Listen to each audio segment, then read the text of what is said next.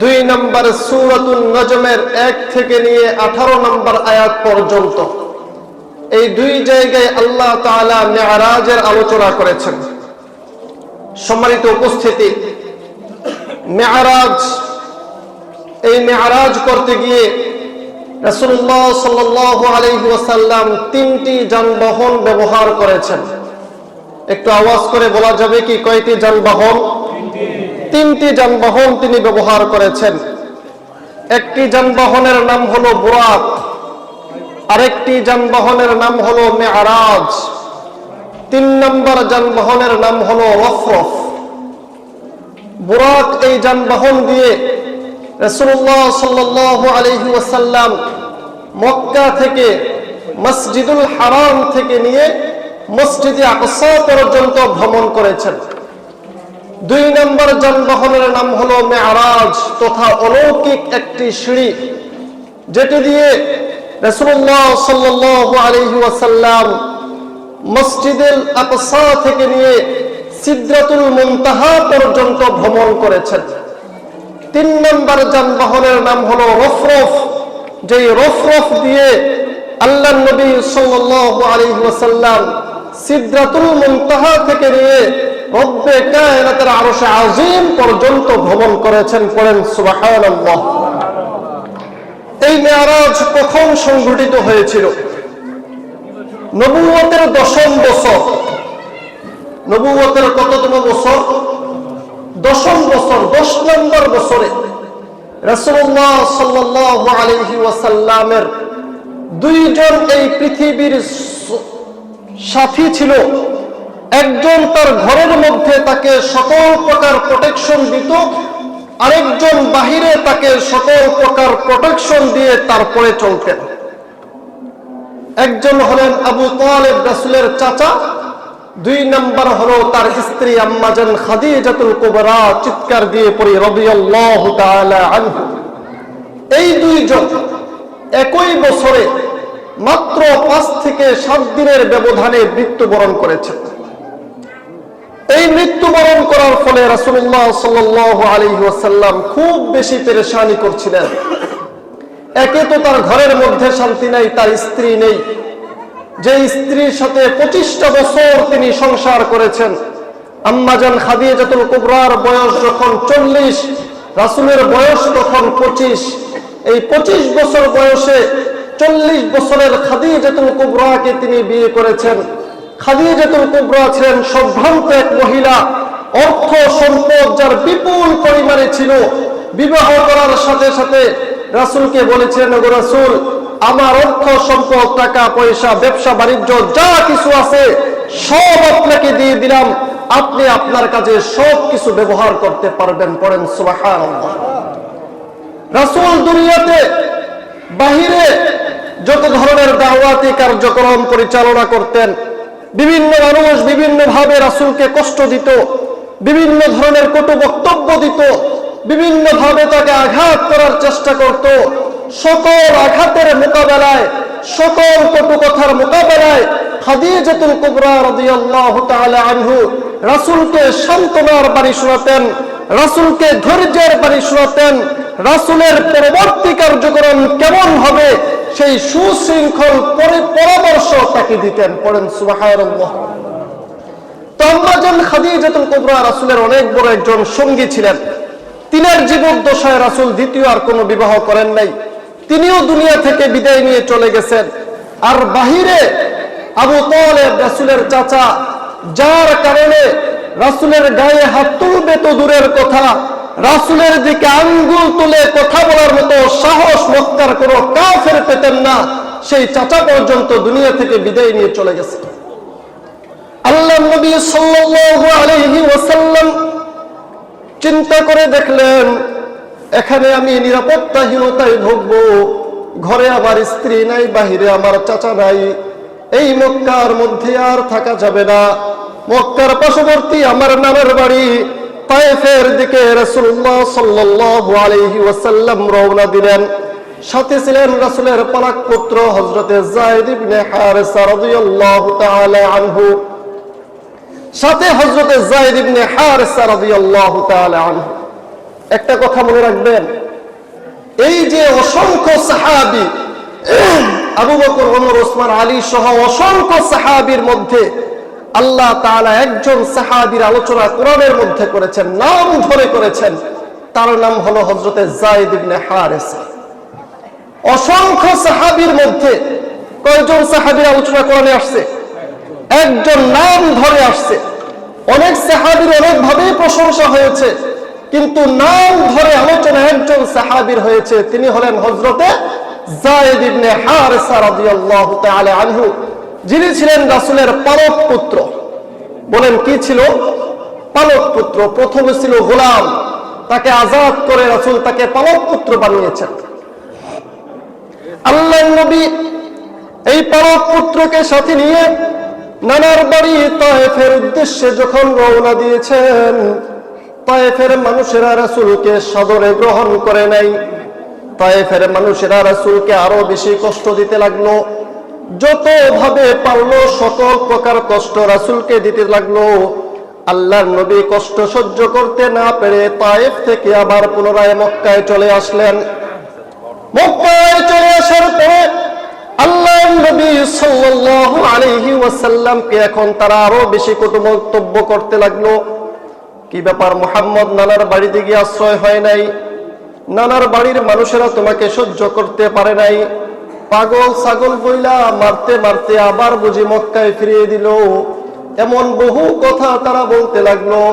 রাসূলও দেখলেন আর তাদের কথা সহ্য করা যায় না, তাদের মার আর সহ্য করা যায় না।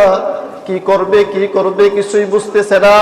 তারা খাওয়া দাওয়া বন্ধ হয়ে গেল, তার ঘুম সবকিছু বন্ধ হয়ে গেল, বাহিরে সফর বন্ধ হয়ে গেল, সব কিছু বন্ধ করে রাসূল যখন ঘরের মধ্যে কুণ্ঠাসা হয়ে আছেন, এমন অবস্থায় আল্লাহ তাআলা রাসূলকে ডাক দিয়া বলে, রাসূল কিসের চিন্তার, কিসের পেরেশানি করেন, কিসের নিয়ে কি ভাবেন? আসেন আমি আল্লাহর আরশে আজিম পর্যন্ত সাক্ষাৎ করে যান। আমি আল্লাহ আরশে আজিম পর্যন্ত কি রাখছি আপনার জন্য সবকিছু দেখে যান। এই যে রাসূলের দুঃখ আর কষ্টকে লাঘব করার জন্য, দুঃখ আর কষ্টকে সহজ করার জন্য, রাসূলের দুঃখ কষ্টকে মিলিন করে দেওয়ার জন্য আল্লাহ তাআলা রাসূলকে আরশে আজিম পর্যন্ত ভ্রমণ করিয়েছেন। পড়েন সুবহানাল্লাহ। মুহতারাম হাজিরিন, কিভাবে এই ভ্রমণ হয়েছিল? রাসূলুল্লাহ সাল্লাল্লাহু আলাইহি ওয়াসাল্লাম উম্মে হানি রাদিয়াল্লাহু তাআলা আনহার ঘরে শুয়েছিলেন। এমন অবস্থায় আল্লাহর নবী সাল্লাল্লাহু আলাইহি ওয়াসাল্লামকে দুইজন ফেরেশতা এসে ডাকলেন, ওঠেন। দুইজন ফেরেশতা ডেকে তাকে হাতিমে কাবায় নিয়ে গেলেন। হাতিমে কাবা থেকে নিয়ে তাকে নিয়ে গেলেন জমজমের কূপের পাশে।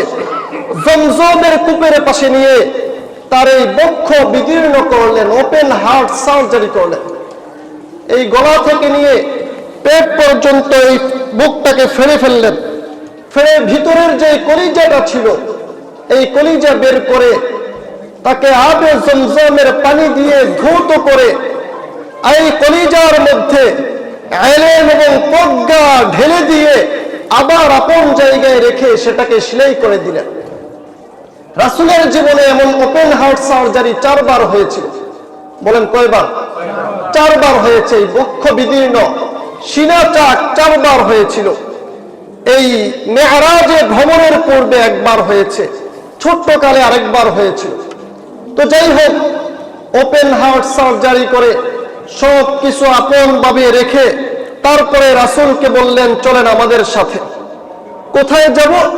এখন আমাদের গন্তব্য হলো মসজিদুল আকসা পর্যন্ত, যেটা সিরিয়ায় অবস্থিত।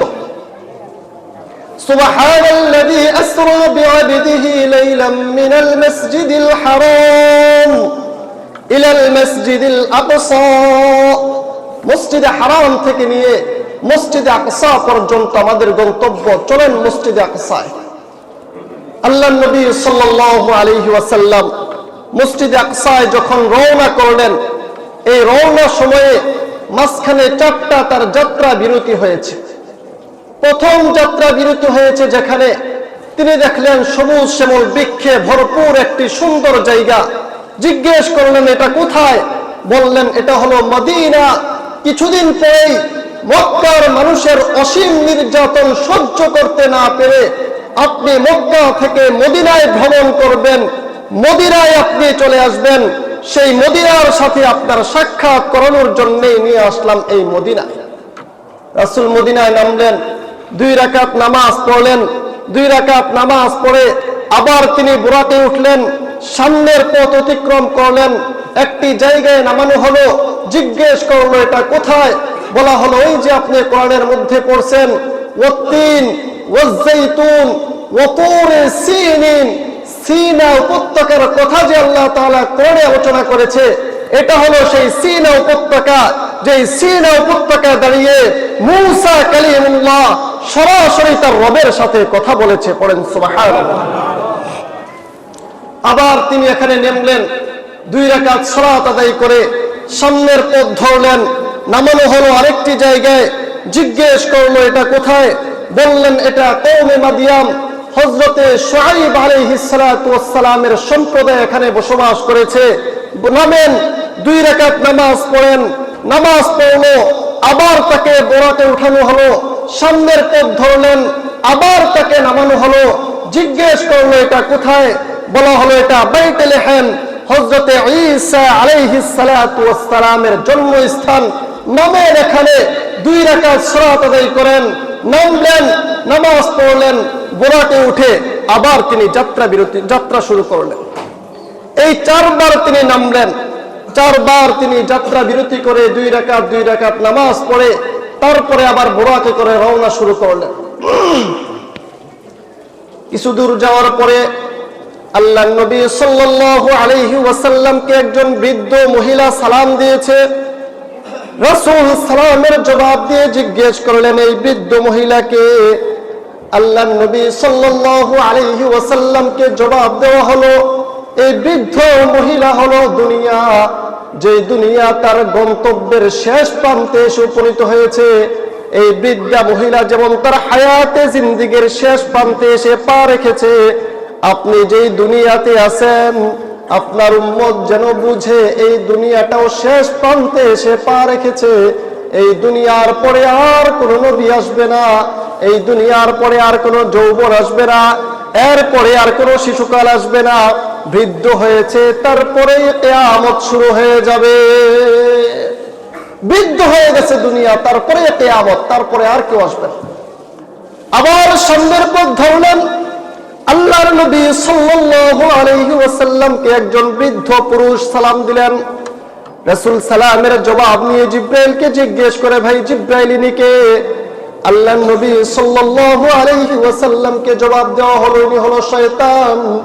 যেই শয়তান তার কাজ কর্মে অভিজ্ঞতা দক্ষতায় সব কিছুতে বৃদ্ধি উপনীত হয়েছে। কোন রাস্তায় গেলে আর কিভাবে গেলে আপনার উম্মতকে ধ্বংস করতে পারবে সমস্ত ধরনের যোগ্যতার অভিজ্ঞতা নিয়ে তারপরে সেই রাস্তায় নেমেছে।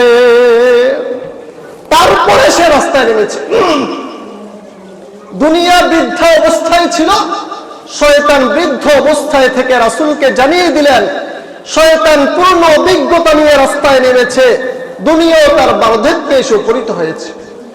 এই সব কিছু পরিদর্শন করে রাসূল মসজিদুল আকসায় চলে গেলেন। মসজিদুল আকসার সামনে একটা পাথর ছিল, সেই পাথরের মধ্যে রাসূলের বুরাককে বেঁধে তিনি মসজিদে আকসার ভিতরে যখন ঢুকলেন, দেখলেন আদম আলাইহিস সালাতু ওয়াস সালাম থেকে নিয়ে নবী মুহাম্মদুর রাসূলুল্লাহ সাল্লাল্লাহু আলাইহি ওয়াসাল্লাম পর্যন্ত 100 লক্ষ থেকে আজ পর্যন্ত নবী রাসূল আসছিলেন এই দুনিয়াতে, সমস্ত নবী রাসূলরাই মসজিদ আকসার মধ্যে উপস্থিত। জিব্রাইল গিয়ে আযান দিলেন। আযানের পরে কাজ কি? আযানের পরে কাজ কি? নামাজ পড়া। নামাজ পড়বে। সবাই চিন্তিত, এখানে তো মূসা কালিমুল্লাহ আছে, এখানে ইব্রাহিম খলিলুল্লাহ আছে, এখানে ইসমাঈল যবিহুল্লাহ আছে, এখানে ঈসা রূহুল্লাহ আছে। জবরদস্ত সমস্ত আম্বিয়া কেরাম উপস্থিত। এত নবীদের মাঝে কে আজকের ইমামতি করবে? সবাই পেরেশান, সবাই চিন্তা করছে। জবরদস্ত যত রাসূল আর যত নবী ছিল সবাই তো যেখানে উপস্থিত, এত মানুষের মাঝে কে আজকে তাদের ইমামতি করবে? হযরতে জিবরাইল আমিন সমস্ত মানুষের পেরেশানি দূর করে সকল মানুষের প্রশ্নের উত্তর দিতে গিয়ে নবী মুহাম্মদুর রাসূলুল্লাহ সাল্লাল্লাহু আলাইহি ওয়াসাল্লামের হাত ধরে সমস্ত নবীদের ইমাম বানিয়ে ইমামতির মুসল্লায় দাঁড় করিয়ে দিলেন। পড়েন সুবহানাল্লাহ। সেদিন থেকে আমার আপনার নবী হয়ে গেল ইমামুল মুরসালিন, আমার আপনার নবী হয়ে গেল ইমামুন নবিয়্যিন। পৃথিবীর শুরু লগ্ন থেকে শেষ লগ্ন পর্যন্ত যত নবী আসছে সমস্ত নবীর নেতা তিনি। পৃথিবীর শুরু লগ্ন থেকে শেষ লগ্ন পর্যন্ত যত রাসূল আসছেন সকল রাসূলের নেতা তিনি। পড়েন সুবহানাল্লাহ। মুহতারাম হাজিরিন, 2 রাকাত নামাজ আদায় করার পরে রাসূল এই মসজিদুল আকসা থেকে বের হলেন। মসজিদুল আকসা থেকে বের হয়ে এখন তার দ্বিতীয় গন্তব্য হলো আরশে আজিমের দিকে তিনি চলবেন। এখন বুরাককে সরিয়ে দেওয়া হলো, নতুন যানবাহন তার জন্য নিয়ে আসা হলো, যে যানবাহনের নাম হলো মেরাজ। বলেন সেই যানবাহনের নাম কি? মেরাজ। অলৌকিক একটি সিঁড়ি, যে সিঁড়িটি মণিমুক্তা খচিত একটি সিঁড়ি ছিল। রাসূলকে বলা হলো এই সিঁড়িতে উঠেন, এখন উপরের দিকে রওনা করব। আল্লাহর নবী সাল্লাল্লাহু আলাইহি ওয়াসাল্লাম মসজিদুল আকসা থেকে উপরের দিকে রওনা করলেন। প্রথম আসমান ভেদ করলেন, সেখানে সাক্ষাৎ হয়ে গেল হযরতে আদম আলাইহিস সালাতু ওয়াস সালামের সাথে। দ্বিতীয় আসমান ভেদ করলেন, সাক্ষাৎ হলো হযরতে ইয়াহইয়া ও ঈসা আলাইহিস সালাতু ওয়াস সালামের সাথে। তৃতীয় আসমান ভেদ করলেন, সাক্ষাৎ হলো হযরতে ইউনূস আলাইহিস সালাতু ওয়াস সালামের সাথে। চতুর্থ আসমান ভেদ করলেন, সাক্ষাৎ হলো হযরতে ইদ্রিস আলাইহিস সালাতু ওয়াস সালামের সাথে।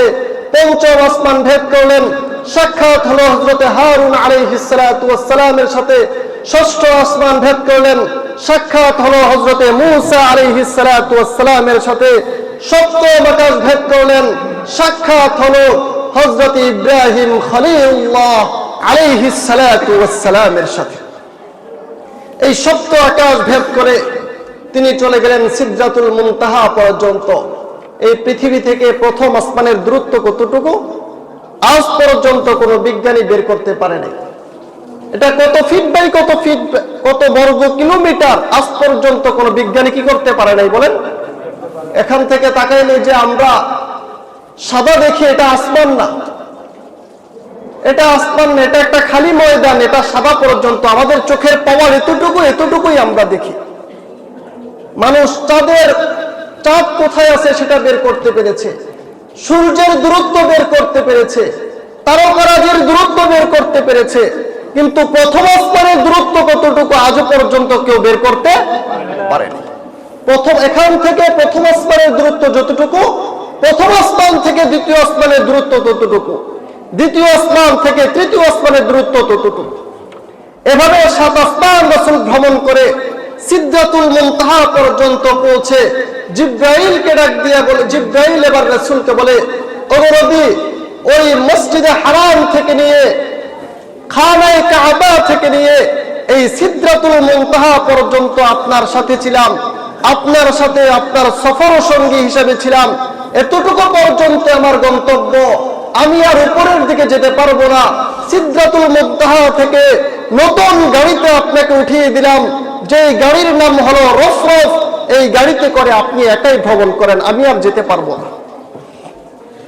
আল্লাহর নবী সাল্লাল্লাহু আলাইহি ওয়াসাল্লাম এই রফরফে করে উপরের দিকে উঠলেন। উপরের দিকে উঠে একবারে আরশে আজিম পর্যন্ত পৌঁছলেন। আরশে আজিম পর্যন্ত পৌঁছে একটা পর্দার ব্যবধানে আল্লাহ এবং রাসূলের সাথে কথোপকথন হয়েছে। পড়েন সুবহানাল্লাহ। শুধুমাত্র কয়টা পর্দার ব্যবধানে? একটা পর্দার ব্যবধানে আল্লাহ তাআলা রাসূলকে ডাক দিয়ে বলে, নবী আমার, আপনি যেখানে আসছেন এখান থেকে উপরে শুধুমাত্র আমি আল্লাহ আছি, আর কেউ নাই। আপনি যেখানে আছেন এখান থেকে উপরে শুধুমাত্র আমি আল্লাহ আছি। আমার সৃষ্টির শেষ সীমায় আমি আল্লাহ আছি, তার উপরে আর কেউ নাই। আপনি যেখানে আছেন তার নিচে আমার কুল কায়রাতের সকল সৃষ্টি আছে। বুঝাইতে চাইলাম আপনি তো দুনিয়াতে পেরেশানি করতেছেন খাদিজাকে হারিয়ে, আপনি তো দুনিয়াতে পেরেশানি করতেছেন আপনার চাচাকে হারিয়ে। আমি আপনাকে যেখানে নিয়ে আসছি তার নিচে সমস্ত সৃষ্টিকুল কুল কায়রাত। আমি আপনাকে বুঝাইতে চাই আমি আল্লাহর আরশে আজিম যতটুকু, আমি আল্লাহর পরে সবচেয়ে বেশি ক্ষমতাবান আমি আল্লাহ আপনাকে দিয়ে দিলাম। পড়েন সুবহানাল্লাহ। আমি আল্লাহ আপনাকে এটাই বুঝাইতে চাইলাম যে আপনাকে আমি আল্লাহর পরে যত ক্ষমতা আছে, আমি আল্লাহর পরে যে অবস্থানটা আছে, এই অবস্থানটা আপনি নবী মুহাম্মদুর রাসূলুল্লাহ সাল্লাল্লাহু আলাইহি ওয়াসাল্লামের জন্য রেখে দিলাম। এবার আল্লাহ বলছেন, বলেন কি জন্য আসছেন, কি নিয়ে আসছেন আমার জন্য? মেহমান আসছেন, হাদিয়া তো নিয়ে আসবেন, কি নিয়ে আসছেন? তো আল্লাহ নবী সাল্লাল্লাহু আলাইহি ওয়াসাল্লাম বলছে, আল্লাহ এমন হাদিয়া নিয়ে আসছি যে হাদিয়া আপনার কাছেও নেই। আপনি এত খুশি হবেন যে খুশির কোনো শেষ থাকবে না। কি হাদিয়া নিয়ে আসছেন? তো বলছে আত্তাহিয়াতু লিল্লাহি ওয়াসসালাওয়াতু ওয়াত-তাইয়্যিবাত। আল্লাহ আমি আপনার জন্য হাদিয়া আনছি আত্তাহিয়াত। আমার শরীর কেন্দ্রিক যত ইবাদত হতে পারে, আমার নামাজ, আমার রোজা, আমার শরীর কেন্দ্রিক যত ইবাদত হতে পারে সমস্ত ইবাদত আমি আপনার জন্য নিয়ে আসলাম। সুবহানাল্লাহ পড়বেন।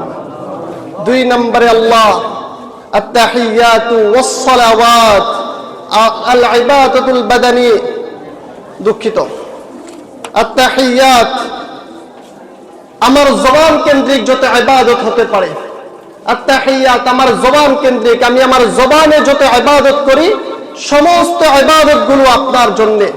ওয়াস-সালাওয়াত আমার শরীর কেন্দ্রিক যত ইবাদত হতে পারে সমস্ত ইবাদত গুলো আল্লাহ আপনার জন্য। ওয়াত-তাইয়্যিবাত আমার মাল কেন্দ্রিক যত ইবাদত হতে পারে সমস্ত ইবাদত আপনার জন্য।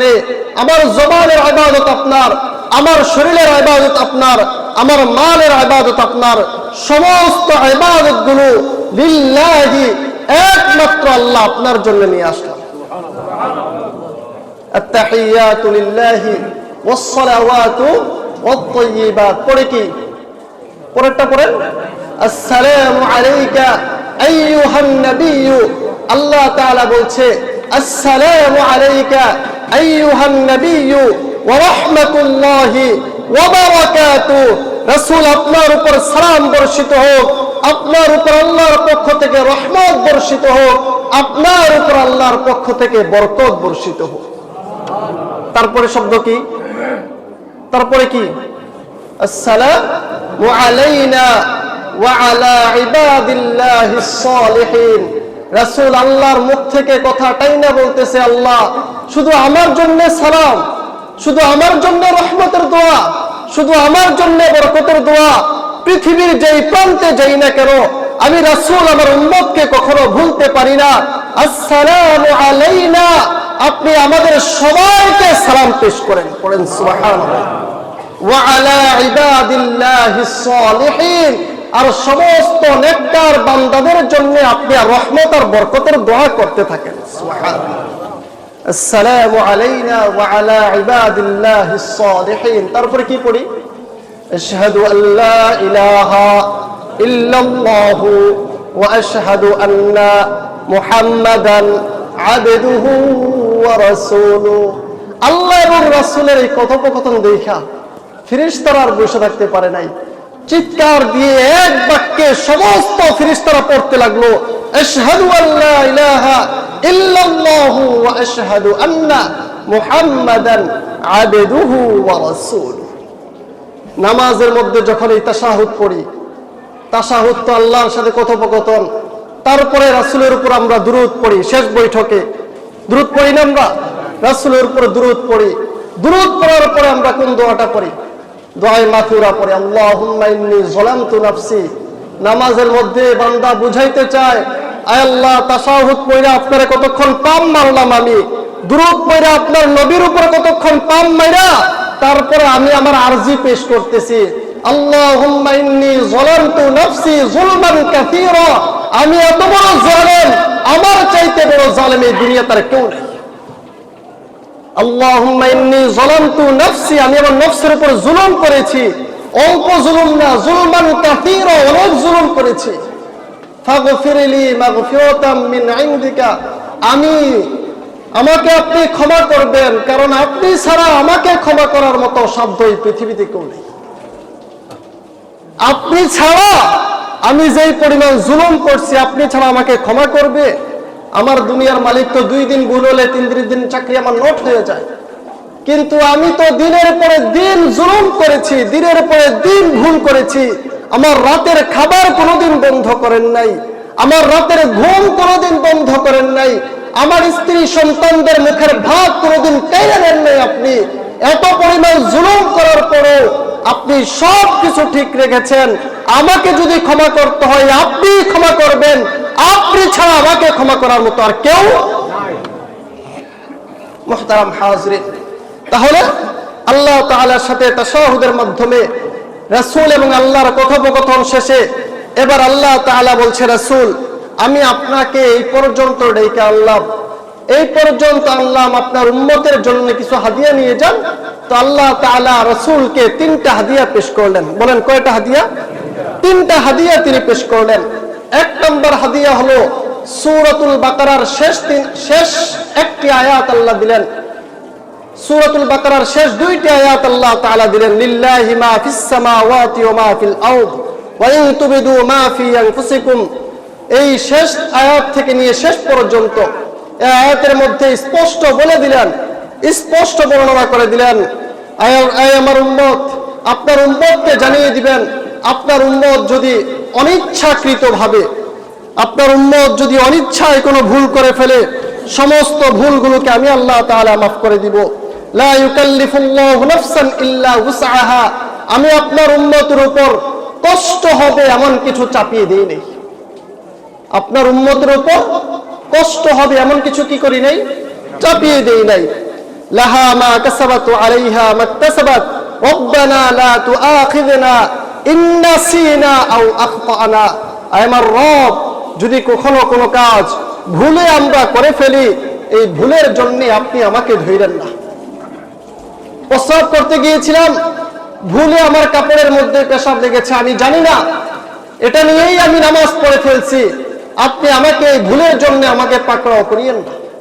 রব্বানা লা তুআখিযনা ইন নাসিনা আও আখতানা রব্বানা ওয়ালা তাহমিল আলাইনা ইসরান কামা হামালতাহু আলাল্লাযিনা মিন ক্বাবলিনা। আপনার পূর্ববর্তী উম্মতের উপর কষ্ট হবে এমন যত কিছু চাপিয়ে দিয়েছেন, আপনি আমাদের উপর এমন কিছু চাপিয়ে দিয়েন না। তারপরে রব্বানা ওয়ালা তুহাম্মিলনা মা লা তাকাতা লানা বিহি ওয়াফু আন্না, আমাদেরকে ক্ষমা করেন, ওয়াগফির লানা, মাফ করে দেন, ওয়ারহামনা, আমাদেরকে রহম করেন, আনতা মাওলানা, আপনি তো আমাদের একমাত্র প্রভু, ফানসুরনা আলাল কওমিল কাফিরিন, কাফেরদের বিরুদ্ধে আমাদেরকে আপনি সহযোগিতা করেন, সাহায্য করেন। এই সূরাতুল বাকারার শেষ 2টি আয়াত আল্লাহ তাআলা রাসূলকে দিয়ে দিলেন।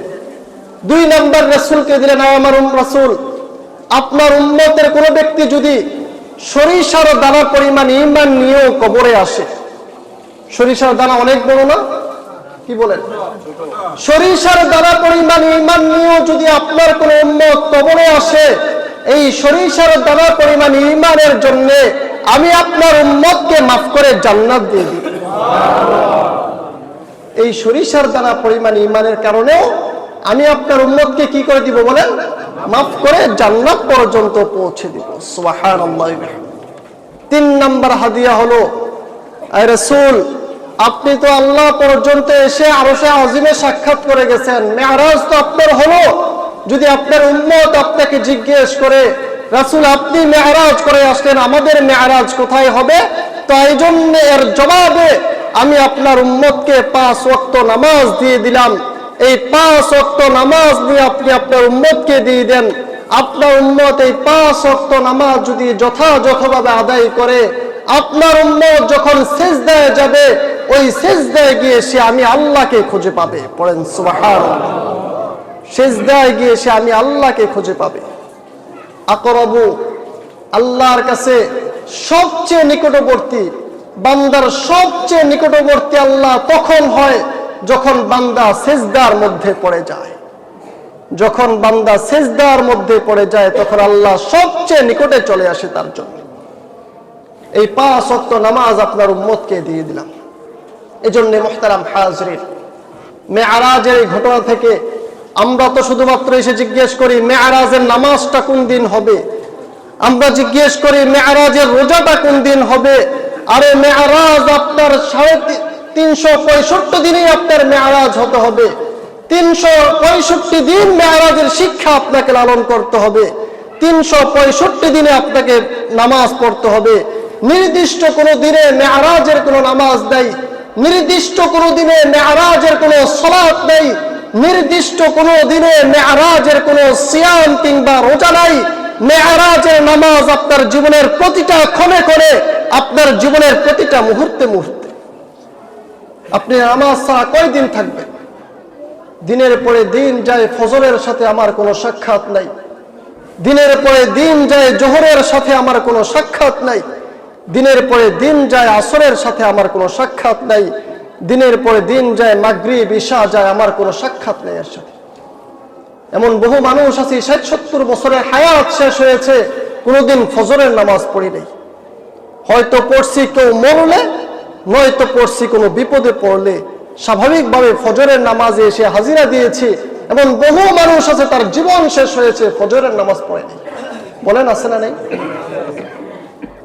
অথচ ওই আরশে আজিম পর্যন্ত গিয়েও রাসূল আমাদেরকে ভুলে নাই। আরশে আজিম পর্যন্ত গিয়েও রাসূল আমাদেরকে স্মরণ রেখেছে। সে রাসূল মাত্র 5 ওয়াক্ত নামাজ নিয়ে এসেছিল। প্রথমে তো 50 ওয়াক্ত ছিল, সেই ঘটনা বহু বড়ের জন্য বাদ দিলাম।